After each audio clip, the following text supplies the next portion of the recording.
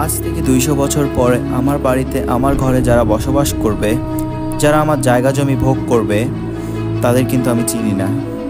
তারাও হয়তো আমাকে চিনবে না, কারণ তাদের জন্মের অনেক আগেই আমি কবরবাসী হয়ে যাব। আর ততদিন মুছে যাবে আমার নাম নিশানা, কবরটাও হয়তো নিশ্চিহ্ন হয়ে যাবে। আমার সন্তানরা যতদিন বেঁচে থাকবে ততদিন তারা হয়তো মনে পড়লে দীর্ঘ নিঃশ্বাস ফেলবে, কিন্তু তাদের মৃত্যুর পর তাদের সন্তানেরা যতটুকু মিস করবে আমাকে ততটুকু মিস করবে না। হয়তো বাবার কবর জিয়ারত করে দোয়া করার সময় দাদার জন্য একটু দোয়া করবে, কিন্তু পরের প্রজন্ম আমাকে আর মনে রাখবে না। প্রায় 200 বছর আগে আমার দাদার দাদা, তার দাদা যিনি আমার পূর্বপুরুষ, তিনি আমাদের জন্য রেখে গেছেন জায়গা জমি, বাড়ি। একই জায়গা জমি এখন আমরা তার বংশধররা ভোগ করছি।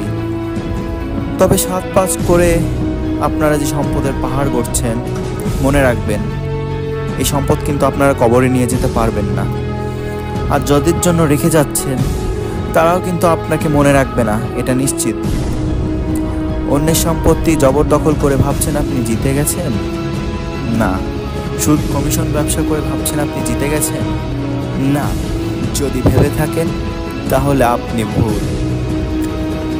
আমাদের সময় খুবই কম, তাই সুদ ঘুষ, দুর্নীতি, ক্ষমতার অপব্যবহার, সম্পত্তি নিয়ে বিবাদ, কি বা লাভ? সময় থাকাকালীন ভালো হয়ে কবরের খোরাক সংগ্রহ করুন, এটাই বুদ্ধিমানের কাজ। আসুন নিজেকে সৎ মানুষ হিসাবে তৈরি করি, পরকালের জন্য পূর্ণতা সন্ধান করি। এটা আপনার জন্য প্রকৃত সম্পদ। মহান রব্বুল আলামিন আমাদের সবাইকে ক্ষমা করে দিক। আমিন।